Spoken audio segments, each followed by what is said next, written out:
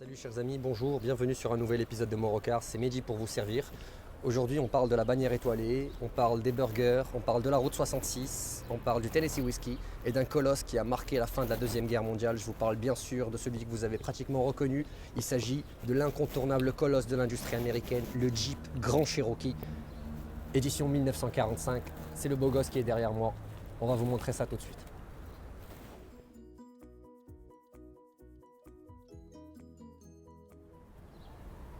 Et oui, je vous le disais, un mastodonte de l'industrie américaine. On vous parle bien évidemment du Jeep Grand Cherokee, qui est une édition limitée. Et on va vous montrer ça en détail dans cet épisode. Restez branchés.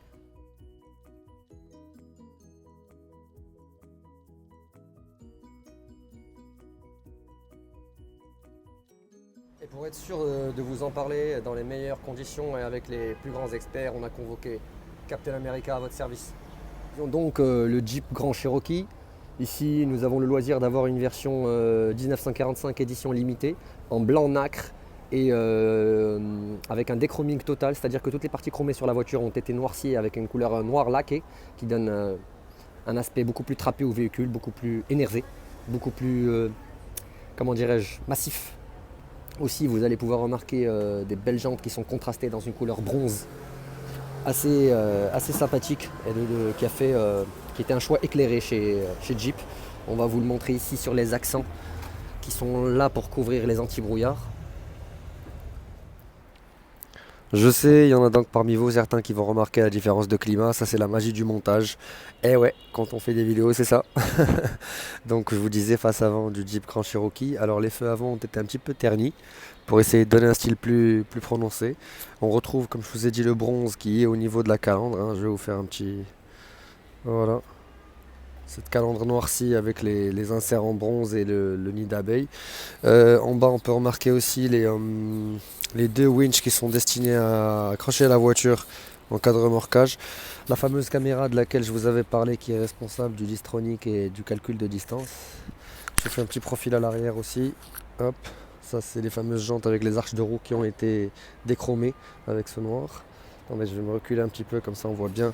Sinon globalement la ligne je voulais pas trop montrer parce qu'elle n'a pas trop changé par rapport à cette génération de Jeep Grand Cherokee. Les feux arrière ont été un petit peu ternis. On voit aussi le seuil de malle qui a été retravaillé avec cette apparition de ce bronze qu'on retrouve à l'intérieur. L'accastillage noir, bien sûr. Les lignes d'échappement qui elles sont très standards, circulaires, hein, vraiment. Je vous montre aussi le coffre. Alors le coffre à ouverture normale, hein. Voilà, ouverture électrique pardon. Voilà, on vous montre le seuil de coffre qui est très sympathique. Ici on a le bouton de la fermeture qui est à gauche et comme vous le voyez, hein, avec un rideau pour couvrir tout ce qu'il y a à l'arrière dans le coffre. Je vous montre la phase de fermeture avec le bouton. Hop, par contre il faut se reculer parce que ça descend rapidement.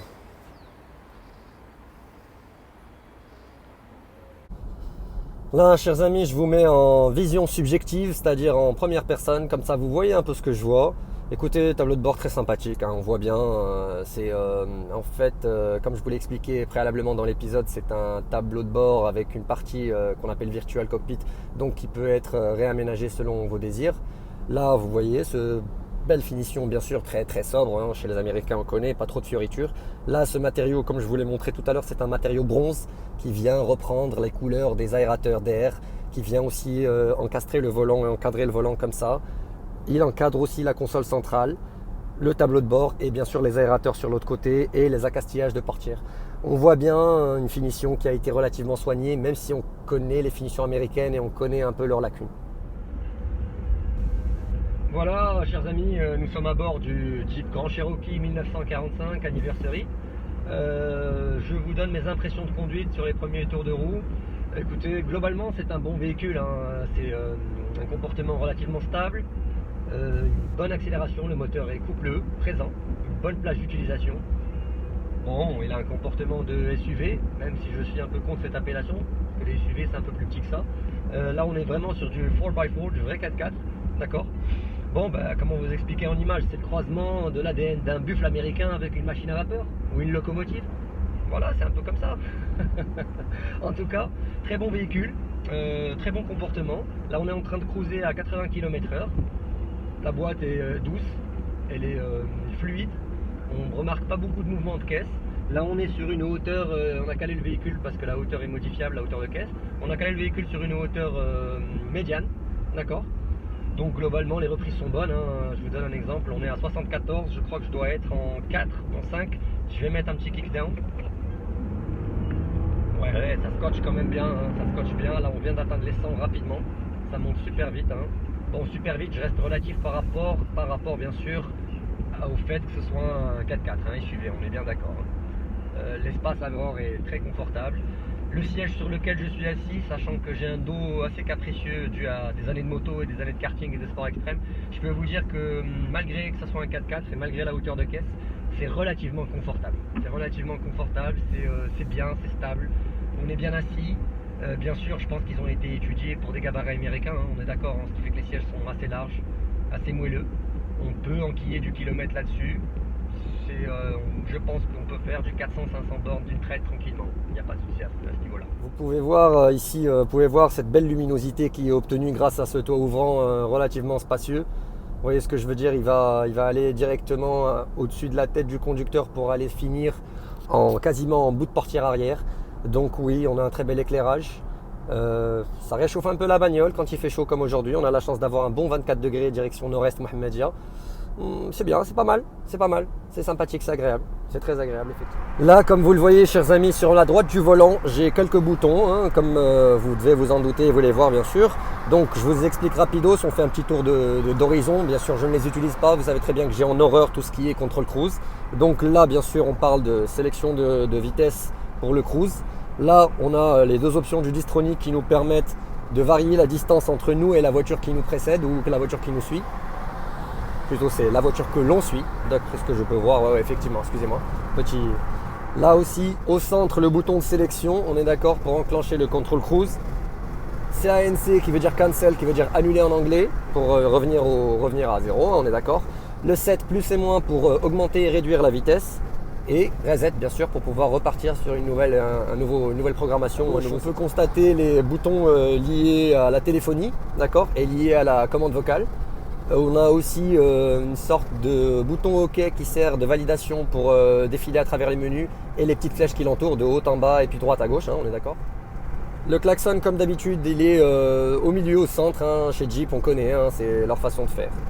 Donc levier de vitesse très sympathique, très joli, gainé de cuir avec toujours ces inserts en bronze et l'habillage en cuir en bas, pardon. Bien sûr, vous pouvez constater les petites lampes indicatrices ou les petites ampoules indicatrices de rapport engagé.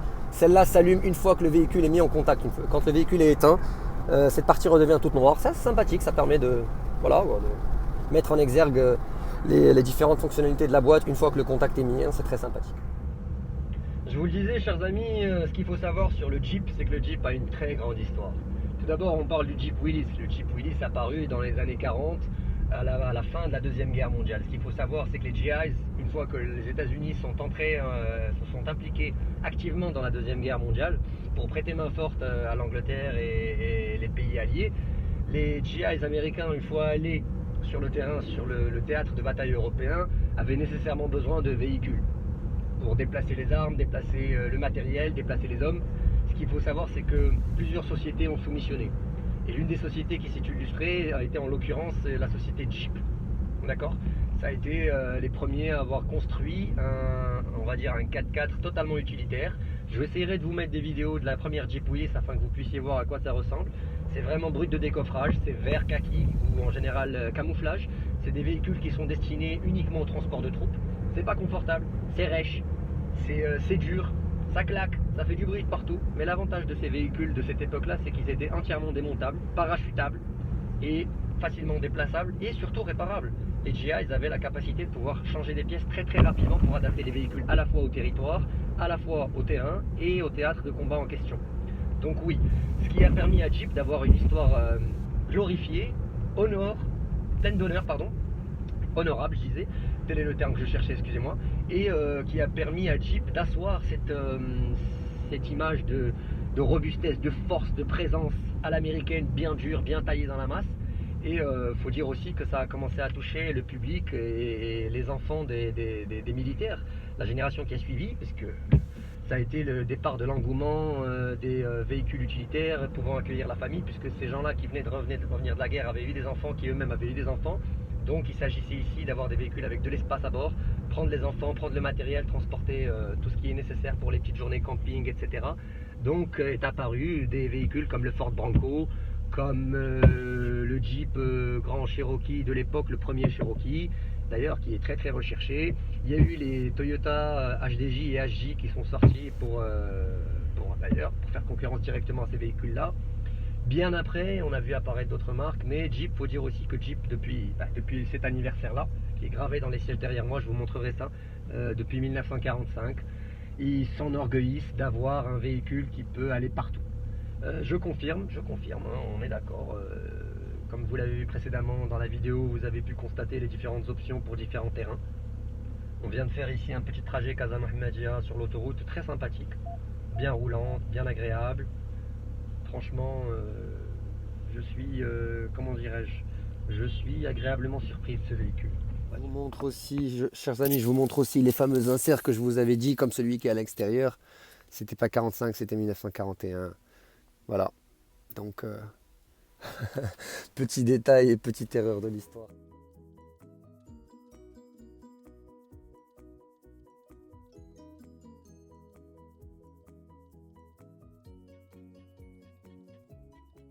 Place arrière, oui, les places arrière. Donc, c'est une banquette. Donc, c'est 2 tiers, 1 tiers.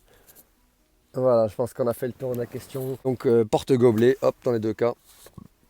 Là, c'est pour le vide-poche. On a ici tout ce qui est contrôle de son. Ici, c'est tout ce qui est changement de chaîne radio. Vous allez voir ça tout de suite. Euh, alors, la clim standard, on est d'accord. Une phase automatique, une phase qu'on peut régler manuellement avec les températures, etc. Ce que j'aime bien, c'est que partout, les petits logos dans la voiture reprennent la forme d'un Jeep Cherokee. C'est assez sympathique. Donc, tout ce qui est parking, tout ce qui est éco, ça, c'est le mode sport. Et ça, bon, c'est le bouton ne pas désactiver. Sauf si on sait vraiment très bien ce qu'on fait.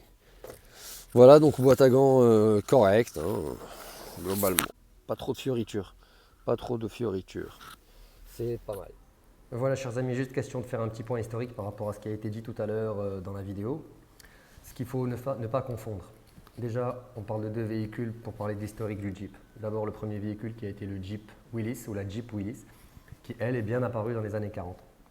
Maintenant, ce qu'il faut savoir, c'est que le Jeep Grand Cherokee. Je disais maintenant, ce qu'il faut savoir, c'est que le Jeep Grand Cherokee, quant à son tour, est apparu en 77, si je me rappelle bien, 17 ou 74. En tout cas, dans les années 70, milieu des années 70. Il avait comme concurrent direct le Chevrolet Trailblazer et le Ford Bronco. Donc, Jeep a essayé de. En fait, elle l'a extrapolé d'un autre véhicule qu'on appelait le Wagon Air. Sauf que le Wagon Air pesait quelque chose comme 3,5 tonnes. Ça commençait à faire un peu lourd. Et Jeep, à ce moment-là, cherchait à trouver des véhicules qui soient plus adaptés à une clientèle moins exigeante de taille, mais plus exigeante en performance. C'est ce qui s'est passé avec l'apparition du Jeep Grand Cherokee qui après a complètement remplacé le Wagoner qui n'avait plus d'utilité. Donc c'est pour ça qu'on a migré vers le Jeep Grand Cherokee depuis ces 5 dernières générations. Parce que, donc oui, la génération de laquelle je vous parlais avec les optiques carrées, je vais vous mettre une photo d'ailleurs.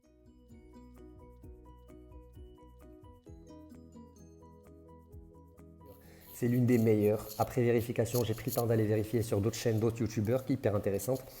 Et effectivement, le Jeep Cherokee est l'un des meilleurs. C'est ce qu'on appelle le châssis ou le body on frame, c'est-à-dire ce qu'on appelle une structure monocoque autoporteuse, d'accord, qui permettait beaucoup plus de rigidité à la voiture. Et aussi pour les manœuvres de 4x4 et les manœuvres hors piste. On appelle cette carrosserie-là le XG. XG, yep. Parce qu'avant, c'était le CJ. D'accord, CJ pour signification Civilian Jeep, right? Ça, c'était pour Ensuite, on est passé au XG, qui est celle optique carré. Ce qu'il faut savoir, c'est que Jeep n'était pas une société en tant que telle. Elle a appartenu à AMC, American Motor Company. D'accord. Donc, pendant cette période, depuis l'apparition du CJ, il y a eu une joint venture, une collaboration avec les Français de chez Renault. Et juste après, d'ailleurs, un événement qui a été marquant, c'était le rachat de Jeep par Renault auprès de AMC. après leur avoir déposé un gros chèque. Je me rappelle qu'à l'époque, d'après les informations de l'époque, c'était 100 millions de dollars. C'était déjà conséquent pour l'époque. Donc Jeep est resté sous le giron de Renault pendant quelques années. Quelques années plus tard, c'est Chrysler qui a essayé de faire un rachat auprès de Renault. Renault a refusé. Le patron de l'époque de Renault, je vous trouverai son nom aussi, a refusé. Bizarrement, quelques mois plus tard, il se fait assassiner en plein Paris par des séparatistes, par des extrémistes séparatistes. Ça arrangeait parfaitement les affaires de Chrysler, comme quoi le malheur des uns fait le bonheur des autres. Quelques mois plus tard, Chrysler rachète Jeep et intègre dans son giron le Jeep Grand Cherokee, puisque Chrysler à cette époque-là n'avait pas de véhicule pour concurrencer le Ford Bronco et concurrencer le Chevrolet Trailblazer. Donc ils se retrouvaient un peu à la traîne. C'est pour ça qu'ils ont décidé d'acheter la marque Jeep. Effectivement, vous allez l'entendre dans ce qui va suivre, ce 4x4 était connu pour avoir des rapports courts et une boîte à vitesse qui le rendait extrêmement véloce. En l'occurrence, la deuxième, je vous le dirai dans ce qui va suivre, ça c'est encore la magie du montage. Mais justement, ce qu'il faut savoir, c'est que cette version de Cherokee était équipée d'un 6 cylindres qui avoisinait les 4 litres. Bien sûr, sans parler des versions américaines qui étaient à 5 litres 2 puis à 5 litres 9 bien après. Mais ce cylindre en ligne de chez Renault était extrêmement performant pour la simple raison qu'il était équipé d'un système novateur pour l'époque qui venait d'être breveté et déposé par Renault. C'était le système d'injection monopoint Renix. Un système connu des amoureux de la marque Renault qui était extrêmement efficace et qui rendait ce véhicule extrêmement équilibré. On parlait de 264 chevaux, 237 chevaux réels à la roue arrière avec un couple qui avoisinait les 273 Nm, ce qui était quasiment le rapport parfait vu le poids du véhicule pour faire du hors-piste, pour faire du tout-chemin, etc. Petite correction, je disais en ce qui concerne les 273 Nm, c'était en fait 273 pounds per feet of torque. C'était en fait des livres par pied, mais on fera la conversion et je vous dirai ça exactement. Suivi par les deux autres générations que vous connaissez tous, la génération qui a eu un moteur Mercedes qu'on appelait CW et la génération WK1 et WK2 qui sont en l'occurrence la dernière que je vous ai montrée dans cette vidéo qui est la WK2. Autant de générations qui ont évolué à travers le temps avec des suspensions pneumatiques, avec des suspensions gérées par ordinateur et qui sont adaptatives, qui peuvent être modifiées en roulant. Jeep a beaucoup travaillé sur cette capacité à pouvoir utiliser un véhicule à la fois familial dans des circonstances plus compliquées et franchement le tour de force a été réussi. Voilà chers amis, on a eu l'occasion avec le Jeep Grand Cherokee de faire un test roulant et un review complet dans le plus beau pays du monde. On est en février, fin février, on est au Maroc, on est à Momédia sur un spot de surf. Le genre de véhicule qui accompagne très bien ce genre d'activité ludique. Vous avez suffisamment d'espace pour les planches, pour tout le matériel qui va avec. C'est valable pour la pêche, la chasse, etc. D'ailleurs, c'est pour ça qu'on les appelle des SUV. Voilà, chers amis, je vous le disais, on a eu l'occasion de ramener le Jeep Cherokee ici à Momédia en bord de mer afin de vous faire quelques petites précisions sur le véhicule.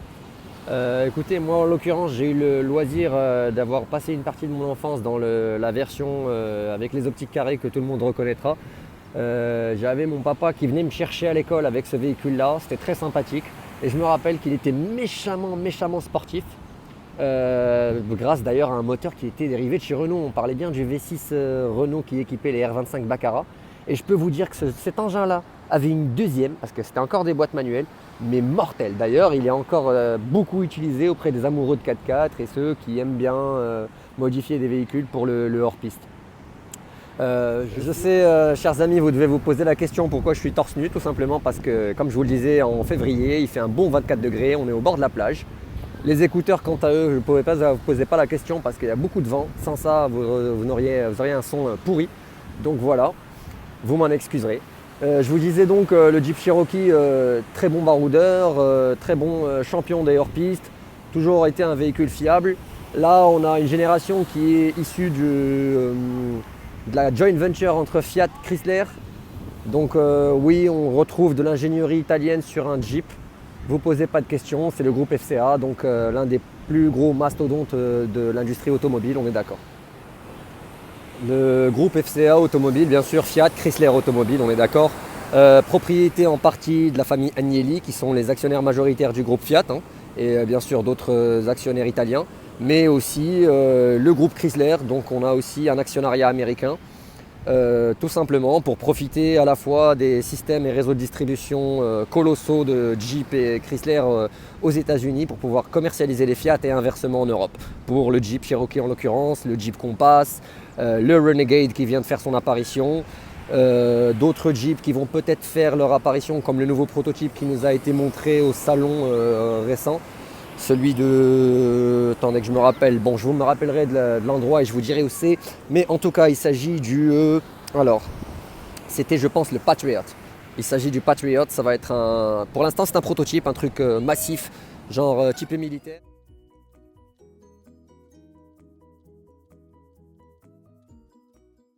Voilà, donc je vous le disais, chers amis, nous avons en face de nous une planche de bord assez sympathique.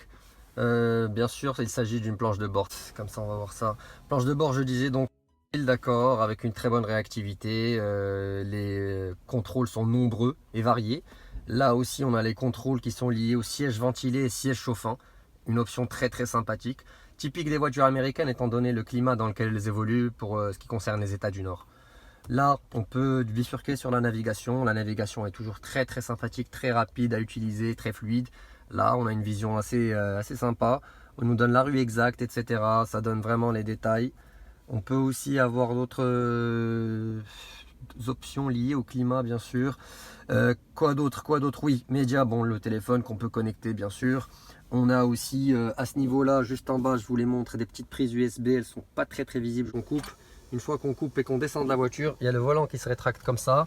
Le tableau de bord, bien sûr, qui s'éteint et qui est la partie centrale s'éteint complètement où il y a juste l'écran qui nous mentionne certains détails. Comme vous le voyez, cette version à 121 000 km, elle se comporte encore très bien.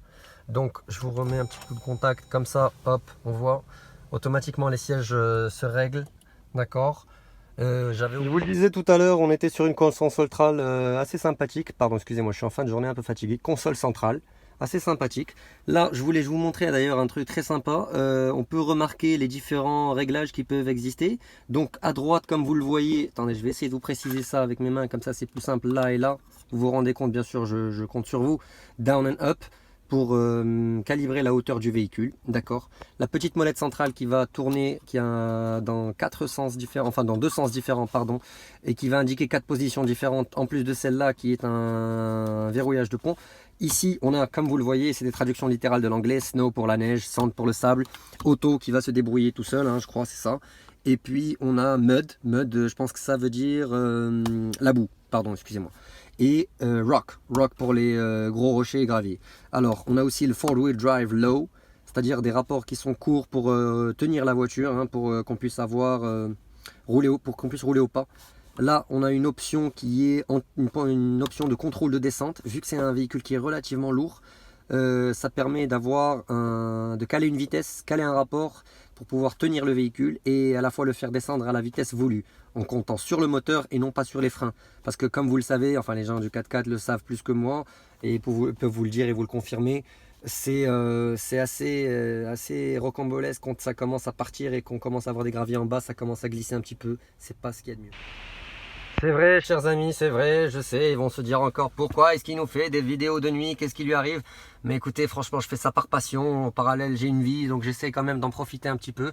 Je vous montre les coutures des portes et contre-portes, pardon, et des sièges qui sont très beaux, hein. On n'a pas eu l'occasion de les voir.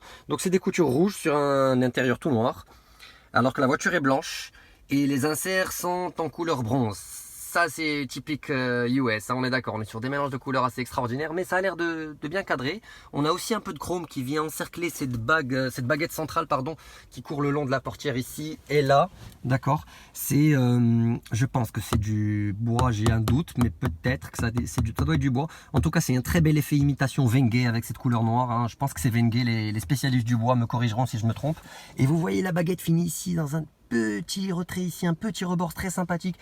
C'est bien, franchement c'est bien. On retrouve les taquets de porte chromés que je trouve très classe, hein. Ça nous rappelle les voitures d'antan, très jolies à l'américaine. Là, on a les commodos qui sont liés au réglage de l'allumage. Vous voyez ici en dessous, c'est l'ouverture de la trappe à essence. Un frein à main à l'américaine comme les anciennes Mercedes. Les seniors parmi nous se rappelleront de ce type de frein à main. On appuie pour l'enfoncer, on appuie aussi pour l'ouvrir. Ici, la castillage de portière, bien sûr, et de contre-porte avec les contrôles des rétroviseurs et pour pouvoir faire les réglages et aussi l'ouverture fermeture centralisée plus les vitres. D'accord, les deux avant sont automatiques. Je vais vous rabattre les rétroviseurs, vous allez voir ça. Hop, très joli. Prenez un coup de flash au passage, désolé. Là, hop, je vais essayer de remettre quand même le contact, comme ça je vous montre le tableau de bord suffisamment avec.